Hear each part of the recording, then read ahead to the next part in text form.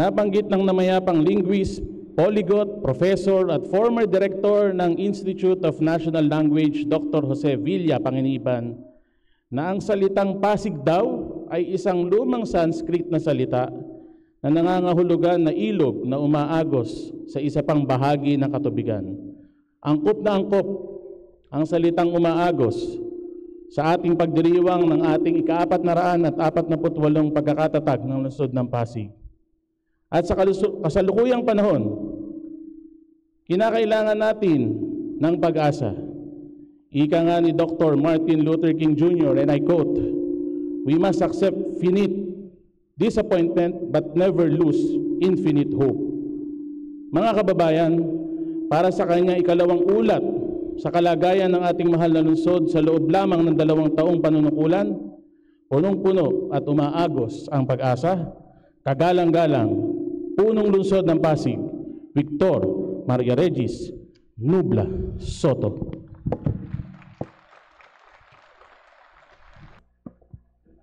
Maraming salamat. Magandang hapon sa ating lahat. Mainam siguro na simulan ko ang ulat na ito sa pagbibigay-pugay at lubos na pasasalamat sa bawat Pasigenyo. At bago po yun, bago ko makalimutan, mabatiin ko rin po kayo ng isang maligayang araw ng Pasig. Happy Pasig Day po sa bawat isa sa atin. Sisimulan ko po sa pasasalamat sa bawat Pasigenyo. Una, sa ating kinatawan sa Kongreso, ang tao na kapag meron akong problema na hindi ko alam ang solusyon, siya po ang una kong tinatawagan o tinetext. At siguradong pag nakausap ko na siya ay malilinawan na po ako, si Congressman Roman Romulo.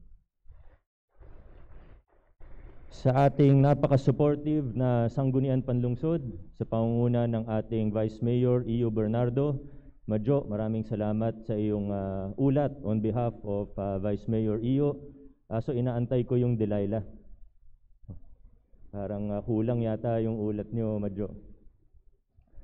Sa ating 30 barangay, sa pangunguna ng Pangulo ng Liga ng mga Barangay, Capcon si Rigor, kasama ang mga SK, ang mga kagawad, nandito po ang samahan ng mga kagawad, ang BCLP, sa pangunguna ni Kagawad Gin,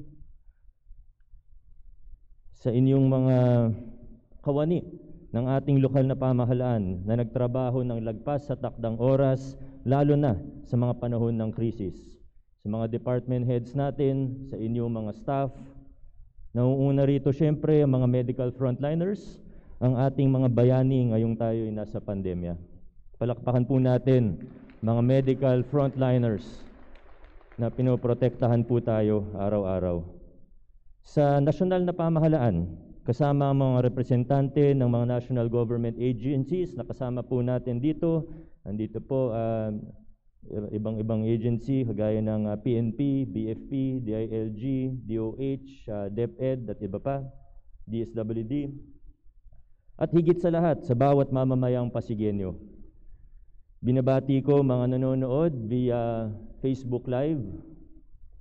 Salamat sa bawat mamamayang Pasigenyo na nakiisa, sumuporta, at nakipagtulungan sa gobyerno.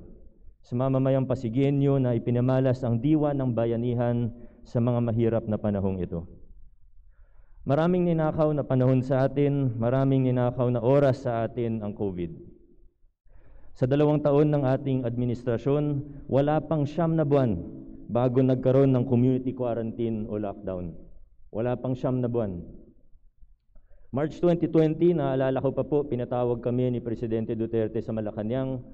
Noong panahon na yun, halos wala pang nakasuot ng face mask. Meron pa akong bineso noon, out of force of habit. At ibang-iba pa ang sitwasyon. Hindi natin inakala na ganito pala ang mangyayari, hindi lang sa Pilipinas, kundi sa buong daigdig. Sinong mag-aakala na ganito pala kagrabe ang mangyayari sa buong mundo? Kung ang paggugobyerno sa mga ordinaryong panahon ay puno na ng hamon, ano pa kaya ngayong pandemya? Sisimulan natin sa ating panukalang vision statement na produkto ng pakikipagkonsulta sa iba't ibang sektor ng ating lungsod at kasama ng paggawa ng comprehensive development plan sa tulong ng isang team mula sa University of the Philippines. Pasig City envisions itself to be the exemplar of participatory and good governance, where citizens enjoy a high quality of life in a competitive and inclusive economy, ecologically balanced environment, and innovative and resilient infrastructure guided by a responsive, transparent, and accountable government.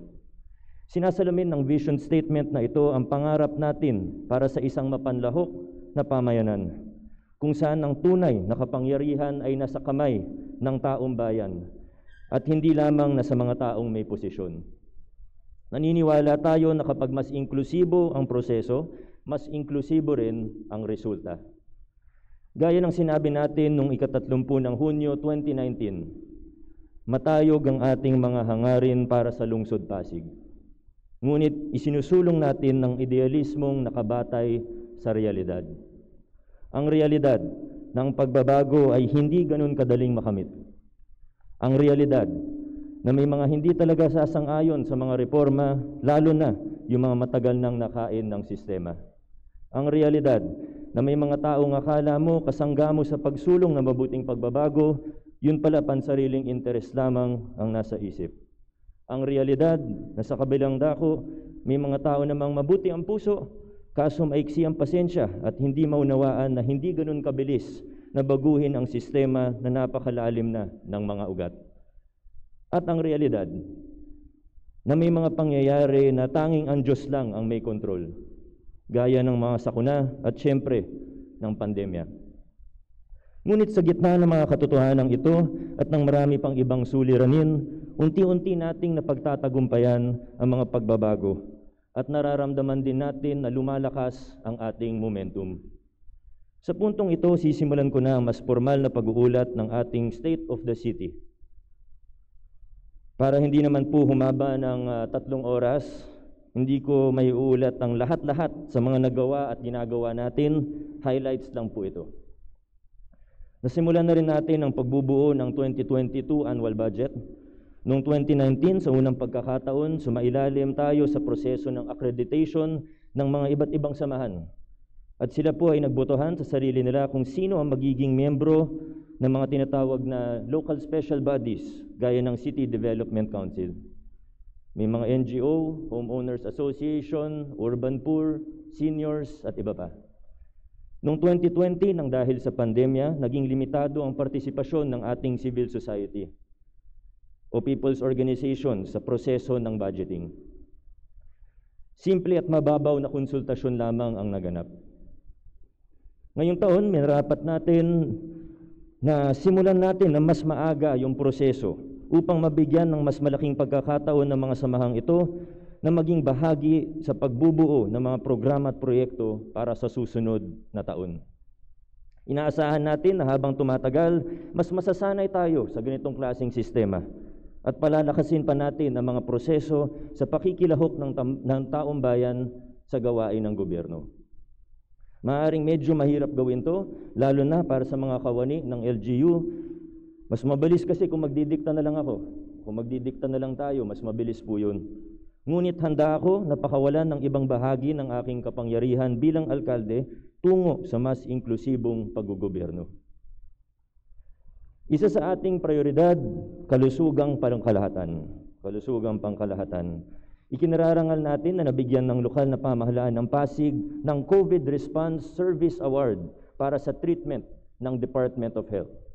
Nagsama-sama ang mga opisina at unit ng ating LGU para gawin yung estratehiya na PDITR, Prevent, Detect, Isolate, Treat at Recover laban sa COVID-19.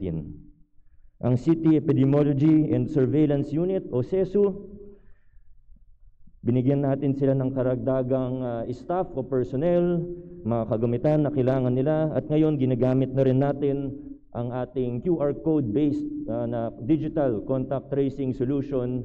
Lahat po tayo ginagamit na natin ang Pasig Pass kung saan napaiigting ang contact tracing sa ating lungsod. Para naman po sa testing, nagtayo tayo ng Pasig City Molecular Laboratory. Na-certify po ito ng DOH noong Setyembre 2020 at napabilis yung pagkuha natin o paglabas ng mga resulta ng mga PCR test. Nung una, umaabot ng 1-2 linggo. Dahil sa ating laboratorio, 1 araw, 2 araw, nakukuha na natin kaagad ang mga results ng PCR testing at meron din tayong ICLIA testing. Bago pa man mag-ECQ noong 2020, meron pong lumapit sa akin na 3 nurse mula sa DRRMO. Meron po silang panukala noon para sa isang community quarantine facility sa Rizal High School, sina Nurse RA. Nung panahon na yun, naaminin ko, hindi ko pa masyadong makuha, ba't ba kailangan ng ganyan? Ganito ba talaga kalaki ang mangyayari? Ganun ba talaga kagrabe ang mangyayari sa COVID? At napatunayan naman na tama sila.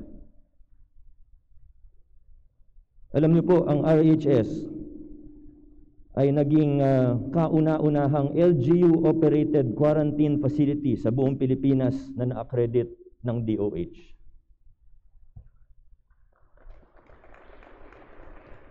Pagdating sa treatment, ang Pasig City Children's Hospital ay ini-convert natin at naging Pasig City COVID-19 Referral Center po siya. Nung una, isa po itong kontrobersyal na desisyon, pero napatunayan naman po na tama sa huli. Sa ngayon, nasa 2,642 na Pasigueño na, mga positive cases, suspected cases, probable cases, ang na-treat natin sa COVID Referral Center.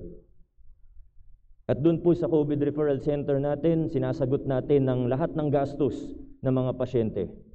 Meron po tayong isang pasyente na umabot sa 1.6 million pesos ang kanyang bill.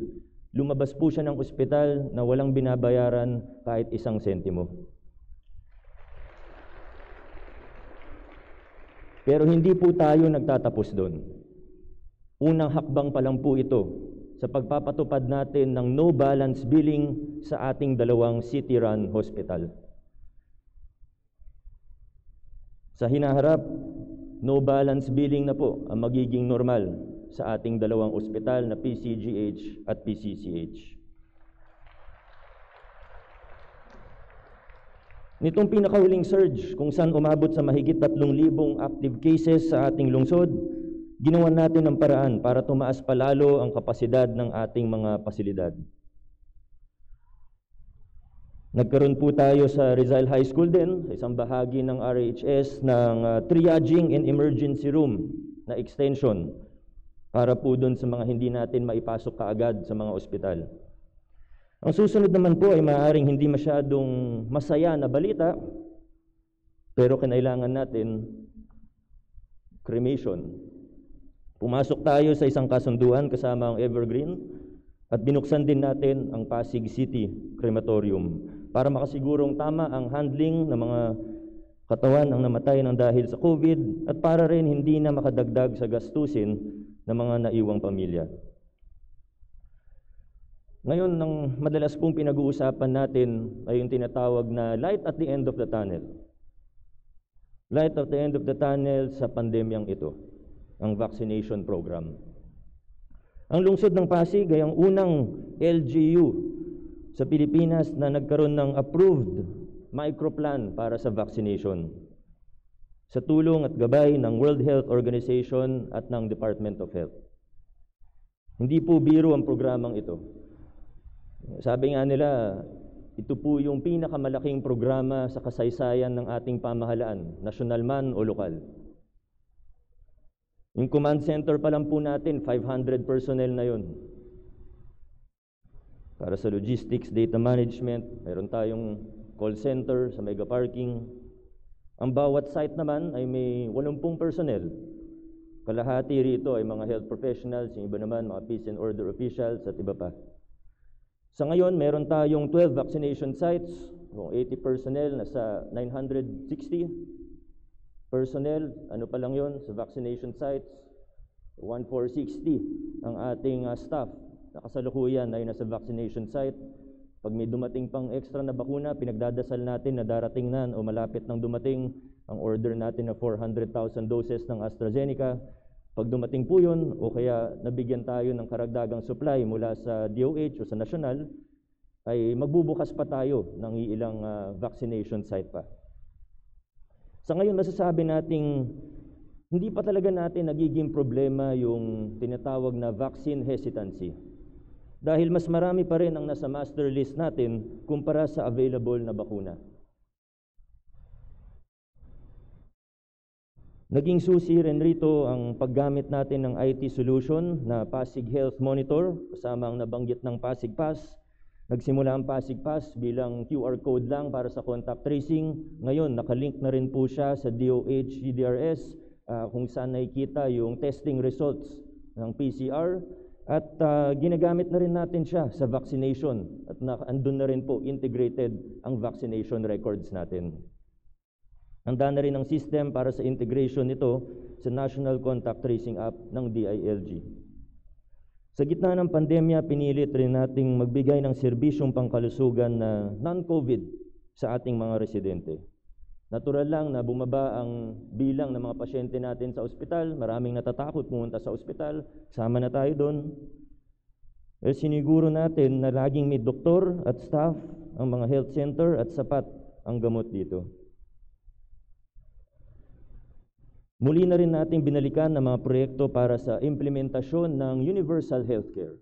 Bukod sa nabanggit ko kaninang no balance billing na inagsisikapan natin, nasimulan na natin ang pagpapakilala ng IT system na may interconnectivity sa 12 health center sa Pasig. At bago magtapos ang taon, lahat ng 44 health centers natin ay magiging integrated na. Next year, hopefully, pati ang mga ospital natin ay may integrate na rin natin sa IT system na ito. Mas magiging mabilis, i-entertain ka kahit anong health center ka pumunta, at mas magiging accurate ang records po natin.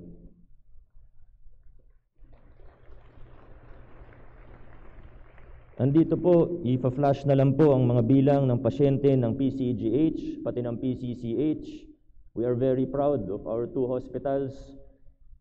Kahit na nasa gitna tayo ng pandemya, pinilit pa rin nilang makapag-serve sa ating mga kapwa Pasigenyo na nangailangan ng treatment.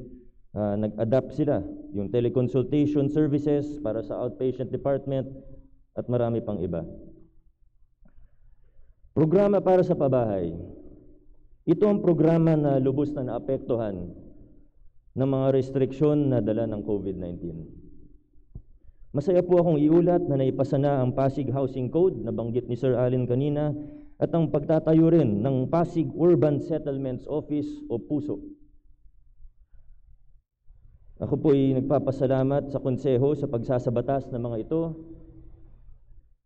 Pero special mention po sa ating mahal na konsehal, Ruding Asilo, dahil siya po ang pangunahing may akda ng 2 ordinansa patungkol sa pabahay. Ang pabahay sa kabila ng pandemya ay sinusulong natin na kaagapay ang mamamayan sa bawat hakbang. Gaya nitong sa Rosario. Nandiyan ba si Kap Eli? Sa pakikipagtulungan ng HOA, pamahalaang barangay at ng PUSO, nabuo ang Rosario Floodway People's Plan. Nakapaloob dito ang relokasyon ng 600 informal settler families o ISFs sa West Bank, Rosario. Itatayo ito sa lupa ng syudad. Napirmahan na natin yung use of rock agreement para maging abot kaya ang ihuhulog ng mga residente sa SHAPSI. Kasabay nito ang paghahanda para sa isang makabago o innovative na proyekto para mailipat ang nasa 1,500 pang pamilya na nasa danger zone ng West Bank. Sa susunod na po mga detalye nito. Bilang isang lungsod, natuto na tayo sa mga pagkakamali ng nakaraan. Dapat maayos ang relokasyon bago ang demolisyon. Nakita natin ang mga nangyari noon. Pinatira ang mga tao sa lugar na walang kuryente, walang malinis na tubig. Talagang babalik lang mga tao dito. Marahas na nga silang pinaalis sa Pasig, hindi man lang maayos yung lilipatan. At naman ako pa yung problema, pati yung sa 20,000 pesos na financial assistance na pinangako sa mahigit 400 na pamilya, tayo pa ni na Sir Rick ang nag-ayos nun. Yung iba sa kanila, 2011 pa yung demolition, hindi nila natanggap yung 20,000 pesos lang naman na financial assistance. Nabigay na po natin yon this week. Kaya hindi natin sila pwedeng iwan. Kahit sabihin natin na bigyan na sila ng relokasyon, hindi natin sila pwede iwan hanggat may pagkukulang pa ang gobyerno sa kanila. Masaya po akong report na unti-unti nagagawan natin ng mga paraan ang mga problemang ito. Halimbawa, yung sa Southville, finally, halos lahat ay may kuryente na. Ililinaw ko lang din po, dahil marami pong nagtatanong, ililinaw ko po na targeted ang programa natin sa pabahay. Ibig sabihin, hindi pa po open to the public para sa aplikasyon. Dati kasi magbubukas ng application para sa 500 na housing unit, 10,000 yung mag-a-apply. Okay lang po sana kung makatarungan yung proseso, kung patas ang nangyayari. Kaso maugulat ka na lang, yung mga na-awardan, kalahati, puro yung malalakas lang sa nakaupo. Isipin mo, socialized housing para dapat sa mahirap. May unit, konsehal. Kailangan natin unahin ng mga nasa danger zone na dekada-dekada na ring residente ng Pasig. Unang-una sa lahat, danger zone nga. Kailangan ilayo natin sila sa panganib.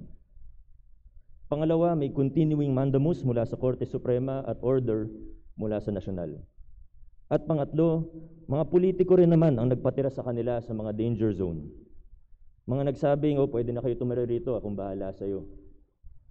Kaya naging responsibilidad na rin natin at inaako natin ang responsibilidad na tulungan silang makaalis mula roon. Nasimulan na rin po natin ang trabaho ng Expanded Local Housing Board kung saan nilawakan ang partisipasyon ng mga HOA at NGO. Ang LHB ang nangunguna sa pagbabalangkas ng ating local shelter plan. Tuloy-tuloy pa rin po ang paggabay ng puso para sa mga proyekto sa ilalim ng Community Mortgage Program o CMP. Na magitan ng lokal na pamahalaan, ang puso, para masolusyonan ang mga problema sa hanay ng mga ISF sa ilang malalaking komunidad. Nasa 13 ang site na isa sa ilalim natin sa CMP. Isa sa mga komunidad na ito ay ang Ismar sa Barangay Kalawaan. 1980s pa lang nagsimula na ang problema rito.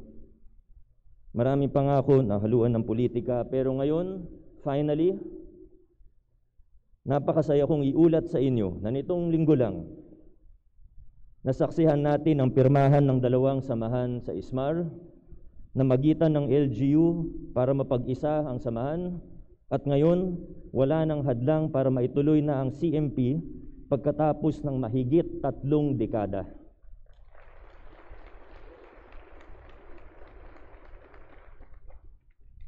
Dekalidad na edukasyon ng mamamayan tungo sa maunlad na bayan.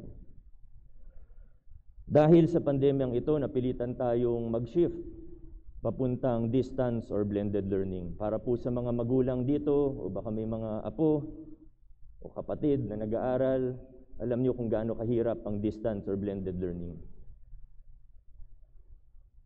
Tumulong ang pamahalaan, sinuportahan natin ng programa ng Department of Education at gumastos tayo, naglaan tayo ng 1.2 billion pesos para sa iba't ibang pangangailangan gaya ng learning device, gaya ng ilang laptop, video lesson production at iba pa. Ang perang inilalaan natin para sa edukasyon, hindi po natin ito tinuturing na gastos.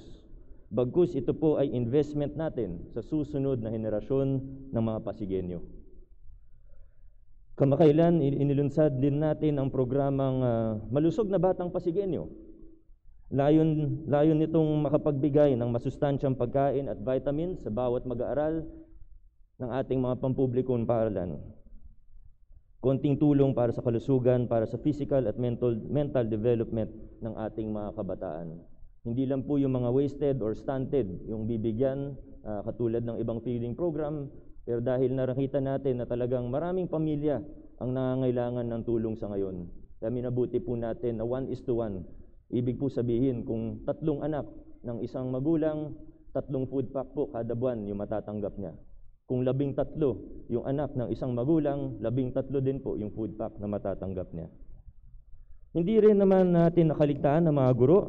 Training para sa distance learning, laptop, annual physical exam, may COVID testing pa kanina. At sa Pasig City Scholarship naman, pinalawak natin ang programa. Nung nagsimula ang ating administrasyon noong 2019, merong 12,000 scholars ang ating LGU. Sa kasalukuyang school year ay meron na tayong 17,500 scholars. In-extend din natin itong scholarship program natin sa mga private schools na talagang naghihingalo ngayon. Ang ating pamantasan ng lungsod ng Pasig o PLP, meron tayong 3,054 enrollees ngayong school year. Binigyan din natin sila ng learning device. Alam nyo, di na ako makapag-intay para sa susunod na school year ng PLP. Maaaring alam po ninyo na hindi na nagbabayad ngayon ng tuition ng mga PLP students sa ilalim ng Unifast na pinasa ni Congressman Roman nung nakaraang term niya. Pero sa susunod na semestre, karagdagang magandang balita, yung tinatawag nilang RLE na required bago mag-graduate, yung related learning experience, ay sasagutin na rin ng local government. At magkakaroon din po ang bawat estudyante ng PLP ng monthly allowance ng 500 piso kada buwan. Ngayon punta naman tayo sa social services. Kilalanin natin ang mga CSWD staff natin sapagkat ang ating mga social workers, kasama ang mga daycare teachers natin, at iba pang staff ng CSWD, sila po ang nangunguna sa pagbaba sa komunidad natin. Nakisalamuha sa mga residente sa gitna ng banta ng COVID, sa pamahagi ng ayuda at lahat ng iba pa nating proyekto kung saan kailangan bumaba sa mga barangay. Bagamat nagkaroon sila ng transisyon sa pamumuno, ay pinakita ng mga kawani ng CSWD ang kanilang tunay na dedikasyon sa paglilingkod. Palakpakan po natin ang ating mga social workers, daycare teachers. Tuloy-tuloy din ang serbisyo at tulong mula sa ating one-stop shop, ang Social Welfare Assistance Center o SWAC. Hindi kailangan ng endorsement basta't nangangailangan ng Pasigueño, tinutulungan ng LGU hanggat sa kaya nito. Ang Project Damayan naman, ay in-extend natin sa mga kapatid nating Muslim sa pamamagitan ng financial assistance. Noong Pasko naman, hinangad nating pasayahin ang mga pamilya Pasigueño sa gitna ng pandemya. Kaya tinuloy natin yung pamaskong handog. Ang pamaskong handog ay naging simbolo, hindi lang ng pagdiriwang ng Pasko, kundi pati na rin ng pagkakapantay-pantay ng bawat Pasigueño sa mata ng ating pamahalaan. Walang mayaman, walang mahirap, ang kaibigan meron, ang hindi kasundo meron pa rin. Pwede pong pumalakpak kung gusto ninyo. Nasa 90% ng pamilya Pasigueño, nasa mga 90% ang nakatanggap ng pamaskong handog noong Disyembre. Mahigit doble yun sa bilang ng nakakatanggap noon. Yung naiwan naman ng 10%, hinabol natin nung bagong taon. Oo, nagkaroon ng konting problema sa nanalong bidder o supplier, pero na-penalize naman siya. Ang importante, walang korupsyon. Alam nyo, yung iba kasi baka naiinggit, gagawa ng kwento, pero tingnan nyo na lang po. Kung magkano nabili ng gobyerno yung isang bag ng pamaskong handog, kasama na yung katsa, nasa 500 plus pesos lang. Pumunta po kayo sa grocery, tingnan nyo po lahat ng laman nun. Baka mas mahal pa. Paano masasabi na may korupsyon doon? Common sense lang po. Susunod, ang cash gifts for senior citizens na 3,000 piso. Sa persons with disabilities, 1,200 piso. Inaamin ko na nagka-problema ng konti, pero ang importante, inaayos natin para sa sumusunod. Kung matatandaan, noong December 2019, yun yata yung pinakamabilis na distribution natin ng pamaskong handog. Mabilis yung linya nun, dire-diretso lang, kumpleto yung master list, yung database. Nag-explain po ako ano yung nangyari, o at least parte nung nangyari sa aking FB Live 2 weeks ago. Pwede pong balikan kung meron pong interesado. Nagsimula sa pag-delete ng ating database, meron pong nag-delete ng ating database, tapos nagkaroon ng limitasyon dun sa cash cards dahil sa limited staff ng Land Bank. Nag-skeleton workforce din po tayo. Marami talagang challenge dahil sa COVID-19 ang karamihan dito. Bukod pa rito, nung unang enhanced community quarantine, nagbigay ang LGU ng Pasig Supplemental SAP para sa mga hindi nakasama sa national o DSWD SAP. 1.2 billion pesos po ang inilaan natin dito at halos lahat sa pamilya Pasigueño ay nakatanggap po nito. 8,000 pesos para sa bawat pamilya. Tulong pinansyal naman sa tulong siyempre ng Sangguniang Panlungsod para sa mga pinakatinamaan na sektor. Ito po yung market vendors, ito po yung tricycle drivers o TODA, yung mga jeepney drivers o JODA. Nagkaroon din tayo ng tapat microfinancing at back-to-work loan. As of May 2021, meron na tayong halos 7,000 benepisyaryo ng 5 or 10,000 pesos na microfinance loan. Ang community kitchen naman, 8,000 meals araw-araw pa rin ang niluluto para sa mga frontliners. Sila rin yung kapag may evacuation o iba pang emergency. Kanina naman, na-inaugurate natin ng Kanlungan sa Pasig, a haven for individuals in crisis. Ito ay magiging kanlungan ng mga children in conflict with the law o CICL, abandoned individuals, street families, biktima ng VAUSI, teenage mothers, LGBT in crisis, at abandoned elderly. Nakadudurog ng puso pag mayroong lumalapit sa atin ng mga individual na nasa krisis, gaya ng mga abandoned elderly, tapos wala tayong mapaglagyan.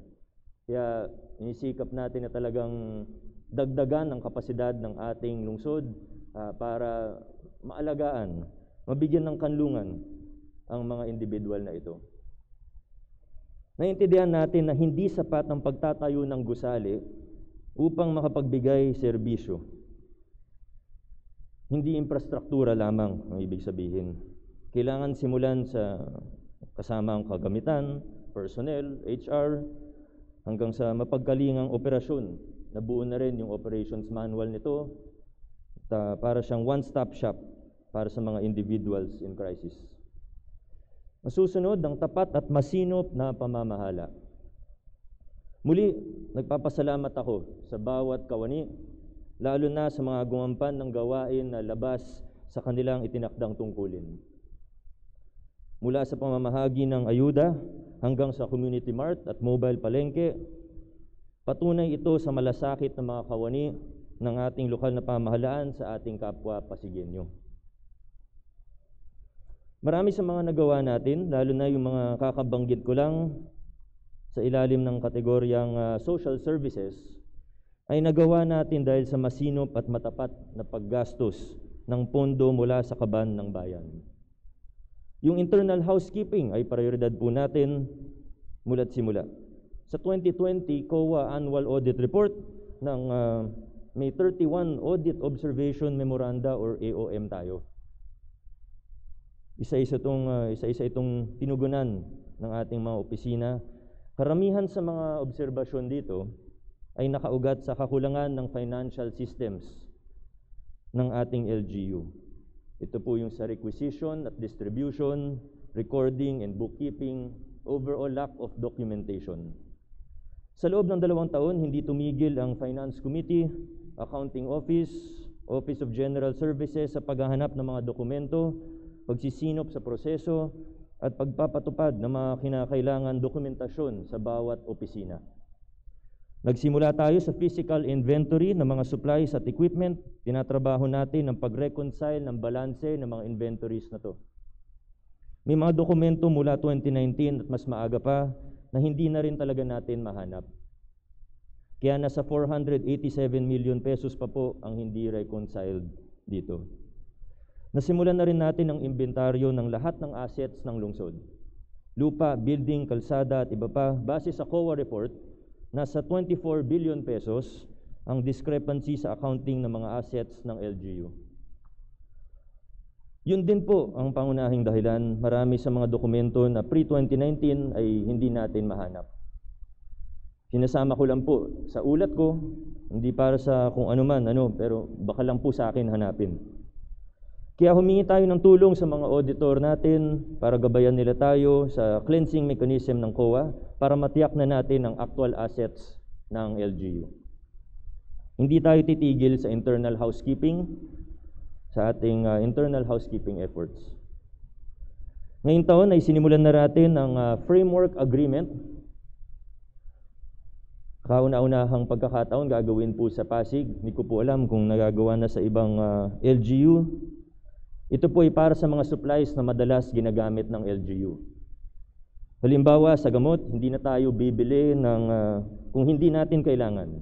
At babayaran lang natin ang mga aktwal na nagamit natin. Sa framework agreement na ganito, isang makabagong uri ng procurement, may iwasan natin yung nangyayari minsan, pati sa mga health center natin na nagkukulang yung gamot dahil inaantay pa yung bidding. O kaya naman yung pagkasobra or oversupply ng ibang gamot, tapos mag-i-expire na lang. May ibang topic po ako ng konti. Tuloy din ang pagsasaayos ng marami sa ating public infrastructure. May mga backlog tayo dahil sa mga panahon na bawal ang construction dahil sa COVID. Kamakailan lang ay inilunsad natin ang Oplan Kaayusan sa Pasig. Nasa 24 na kalsada na ang natapos ng OK sa Pasig team. At syempre bukod pa ito sa iba pang mga drainage maintenance at ibang infra works ng engineering department natin. Pagdating naman sa mga kawani ng pamahalaan, ng pinakamahalagang resource ng ating gobyerno, ang human resources natin, ang bilang ng mga job order na naging casual, 955. Ang bilang ng mga casual na tumaas ang sweldo mula salary grade 1 hanggang salary grade 3, nasa 2,000 difference din po yun, ay 4,339 casual employees. Tumaas po from SG1 to SG3. At ang pinakamalapit sa aking puso, ang bilang ng mga casual, karamihan yung mga 15 years and above sa serbisyo. Ang bilang nila na nai-permanent na natin, 1,347.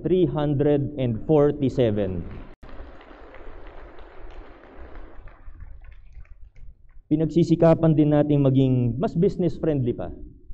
Nagtayo tayo ng business one-stop shop sa Ayala the 30th para maging mas kumbinyente para sa 40% ng registered business sa ating lungsod. Lubos pa rin tayong nagpapasalamat sa mga negosyante ng Pasig. Yun po ang pinakamalaking revenue ng Pasig, halos kalahati, ay galing sa mga business taxes. Kahit may pandemya at hirap ang lahat, marami pa rin ang nagbabayad ng buwis. Para sa taong ito, nasa 78% na tayo ng ating target collection. Ang ibig lang po sabihin nun ay pagdating ng fourth quarter, meron po akong utang sa mga barangay ng ating financial aid.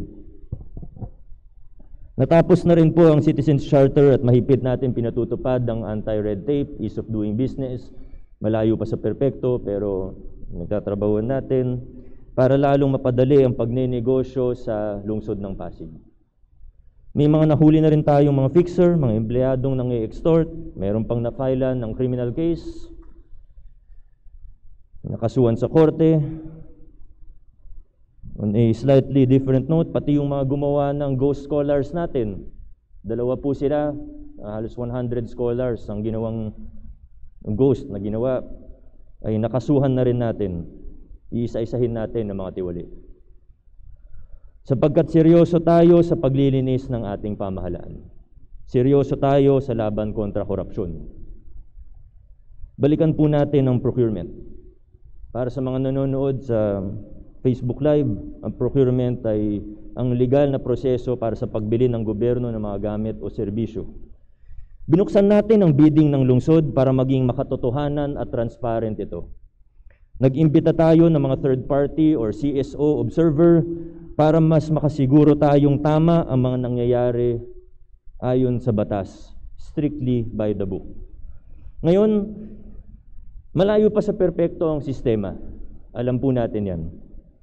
Pihado, may mali pa rin nangyayari, pero uunti-untiin natin ito. Pero tingnan na lang natin ang mga resulta.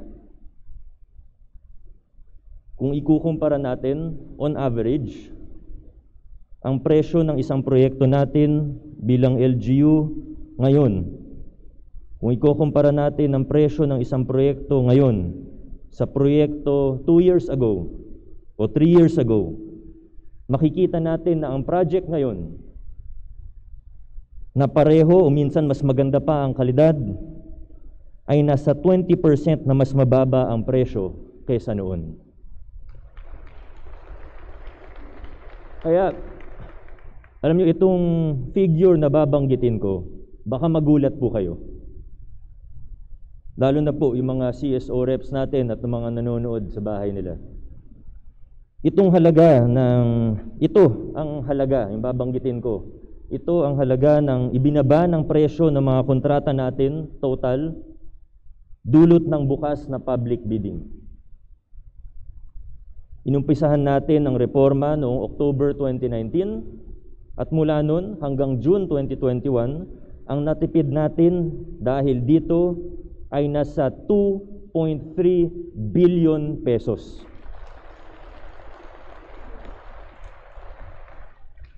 Yan po yung nagagamit natin para sa mga social services natin. Dahil ang gobyerno, hindi naman po dapat malaki ang savings. Hindi tayo dapat nag-i-imbak ng pera sa gobyerno, dapat ginagastos din natin kung may savings tayo. At yan po yung gusto natin gawin. Pinapataas din natin ang absorptive capacity ng ating lungsod. Yung 2.3 billion pesos na ito, hindi ko naman po sinasabi na 100% yan ang napupunta sa korupsyon dati. Hindi ko po sinasabi yun. Pero kayong mga nasa tanghalang ito, lalo na yung mga kawani na matatagal na dito, alam nyo naman kung magkano yung mga SOP sa kickback dati. Kayo na po ang maghusga. May mga kaibigan ako na humihingi sa akin ng kontrata sa lungsod. Ang sinasabi ko lang, walang problema, pero dumaan kayo sa tamang proseso. Hindi kayo papaboran. Kung manalo man sila, hindi ko na kailangan alamin, sumunod kayo sa batas. Sa trabaho natin, hindi may iwasan ng intriga, hahanapan kundi gagawan tayo ng butas. Ngunit pakinggan pa rin natin kahit hindi ganun kaganda ang feedback. Kahit na yung iba minsan parang napaka-outrageous na, pakinggan pa rin natin. Bakit? Kasi baka naman may punto. Pakisabi, busy po ako. Yung iba naman baka exaggerated lang, pero maaaring may pinagmulang konting katotohanan.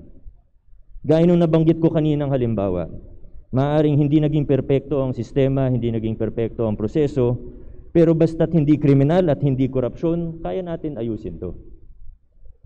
Sa dulo, kailangan nating tanggapin na you can't please everyone. Ang mahalaga, maglingkod tayo ng may integridad sa kahusayang maaabot natin. Hanggat sa ating makakaya, maglingkod tayo ng sinasabi sa wikang Ingles na beyond reproach o walang bahid. Alinsunod dito, magkakaroon din tayo ng major changes sa ating BAC at Secretariat sa susunod na linggo. Hindi dahil may ginawa silang masama, hindi po, kundi gusto lang nating paigtingin pa ang tapat at mahusay na pamamahala natin. Lalo na sa pinakasensitibong bahagi ng paggogobyerno, pinakakontrobersyal ang procurement. Sa ating mga kawani na nasa front lines ng mga reformang pinakikilala natin, yung mga nasa BAC, sa Finance Committee, basta't ginagawa niyo ang lahat base sa inyong paninindigan at kakayanan. At alam niyong makakaharap kayo ng malinis ang konsensya sa Diyos at sa taong bayan kung kanino tayo may pananagutan bilang mga lingkod bayan. Ay magpakatatag lang kayo. At sa mga pagkakataong nahihirapan tayo, sa mga pagkakataong napapagod tayo, sa mga pagkakataong nasasaktan tayo, lakasan natin ang ating loob. Dahil alam natin na ang sinusulong natin ay hindi lang para sa ating mga sarili. Yung pinapakilala nating pagbabago, alam nyo, dito rin naman talaga papunta ang bansa natin, dito rin naman talaga papunta ang lungsod natin. Yung mga pinapakilala nating aspeto ng mabuti at mahusay na pamamahala, yung good governance kung tawagin, Yung pagtutol natin sa pagiging normal o katanggap-tanggap ng mga practice ng korupsyon, yung pagtataas ng ekspektasyon sa ating pamahalaan at pagpapalakas ng pananagutan ng pamahalaan sa taong bayan. Kahit hindi ako naging mayor, kahit hindi pinanganak si Vico Sotto, dito naman talaga papunta ang kasaysayan. Dito naman talaga papunta yung sinasabing trajectory of history. Yung mga matatagal na sa gobyerno, siguro alam nyo, 30 years ago, kung matatandaan ninyo kung gaano kaluwag ang COA, na kahit ano halos pwede gawin. Hindi pa tayo perpekto, pero dun tayo papunta bilang isang bayan, bilang isang lungsod. May Vico man o wala. Nandyan man kayo o wala. Ang tanong, magiging bahagi ka ba ng mga pagbabagong ito? The question is, will I do my part? Will I do my part to make these changes come sooner rather than later in our city and in our country? Lakasan natin ang loob natin. Magtulungan tayo. Sapagkat naniniwala tayo na higit pa sa nakikita natin ngayon ang potensyal ng mga Pasigueño. Bata man o matanda, itayo natin ang pundasyon para sa mga susunod na henerasyon. Kung tama ang gagawin natin sa susunod na mga taon, sigurado ako na ang mga kabataan ngayon ay magiging mas magaling pa kaysa sa atin kung magkakaroon lang sila ng mga pagkakataon. Meron diyang nag-aaral sa Rizal High School na magiging mahusay na mga konsehal ng lungsod natin. Maaring nasa Manggahan High School ang susunod na congressman ng ating distrito. Pangarap kong makita na isang graduate ng pamantasan ng lungsod ng Pasig ang magiging mayor ng ating lungsod. Marami sa mga ginagawa natin ngayon. Oo, minsan unang napapansin yung mga gaya ng pamaskong handog, yung tablet, pero long term ang tinatanaw natin. Marami sa ginagawa natin ngayon ay magbubunga lang 5 years later, 10 years later, 15 years later. Ang mga kabataan ngayon, sila na ang aani nito. This will be our legacy. Sapagkat matayog ang ating mga hangarin para sa lungsod ng Pasig.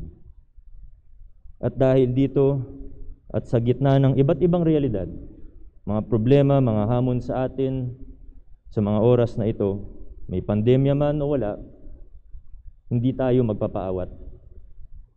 Sa halip, ipagpapatuloy natin ang mga magagandang nasimulan na. Paiigtingin pa natin ang tapat at mahusay na pamamahala. Itataguyod natin ang isang mapanlahok na pamayanan. At patuloy nating ipapakita sa lahat na dito sa lungsod ng Pasig, tunay na umaagos ang pag-asa. Maraming salamat po.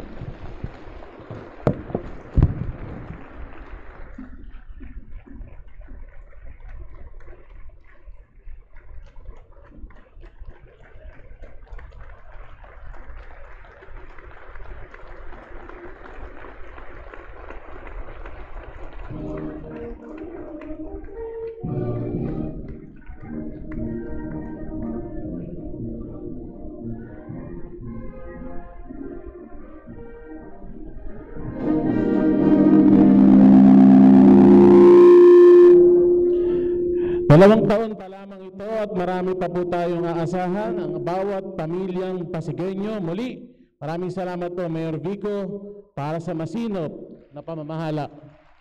Muli, ako po si Allen Angeles at ito po ang ika-448